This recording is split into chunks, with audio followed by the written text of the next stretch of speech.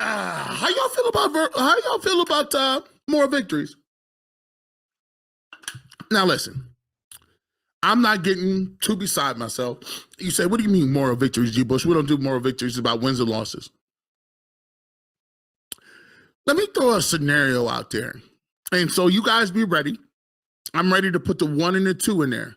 I'm going to ask a question some point in time in here, and you're going to be able to definitely click 1 or 2 and let me know how you feel. Now listen up. Browns going against the Ravens. We've established that the Ravens and Browns got number 1, number 2 defenses, right? I just talked the whole segment in terms of what Deshaun Watson needs to do to earn these votes from the fans, earn the votes of the people from Ohio, earn the votes for Northeast Ohio. So I started to get thinking, and me and Kim was talking about this morning.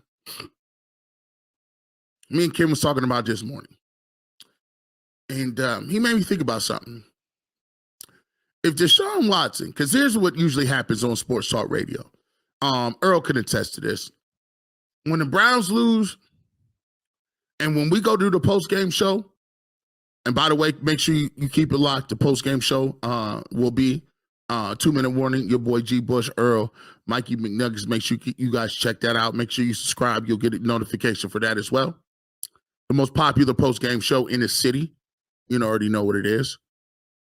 But when the Browns play poorly, we all have usually this whole circle of life where it goes, we blame the coach, then we blame the quarterback, and then we say the coach is going to get fired, and then we say we're garbage, we're trash, we gave up too many picks, and then we cool off a little bit and we're more sane on Monday. But Sunday, we be in our bag. My thing is, the Browns are getting to the point where they're kind of too good to do that.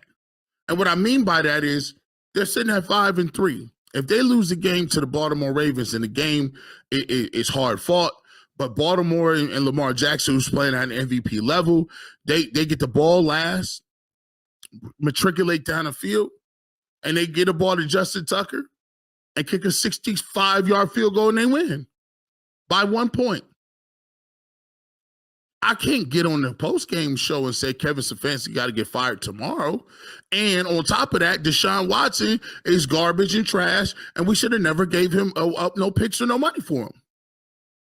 Because at some point, when you have a franchise quarterback, you got to look at the big picture, right? Like, I don't think people in Joe Burrow are saying, oh, listen, every single time Joe Burrow loses a game, the sky is falling.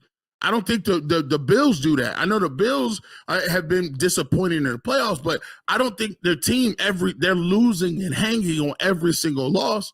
They say, all right, well, we probably lose 4 or 5 games this year.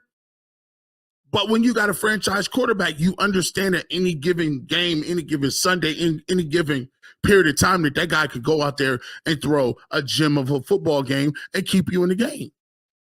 So my question is to you guys, because I'm looking at this thing and say, okay, Deshaun Watson made about 3 or 4 throws last week that I was loving. We know what throws they are. It's Thursday. We know which ones they are, right? So we don't have to rehash those. But let me give you a hypothetical. If he goes out here and he throws for over 300 yards, no turnovers, 3 touchdowns. He leads a last-second drive that leaves about 1:30 on the clock. But he put his team over top with a touchdown pass, and now the Browns are up by 2 points.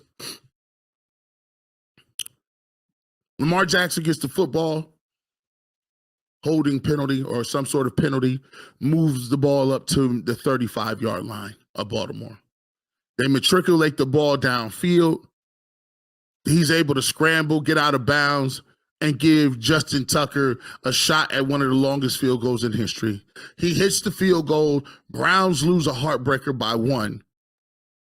You guys can't tell me that you would be mad about that loss. As a matter of fact, I think you'd be capping.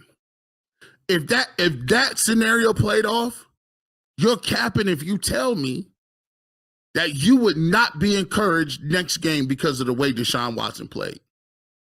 And I know it's not basically all about Deshaun Watson, but for us to sit here at this point in the year and not say that, hey, if Deshaun Watson plays well and the Browns happen to lose a close game, I'm not going to come in and kill him because I'm looking at it and being like, this is one of the best games we've seen him play.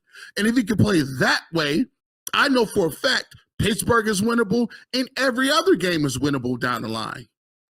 So for me, when I'm looking at what this game means and how it rolls, obviously I want the Browns to win. Obviously I want them to be in first place.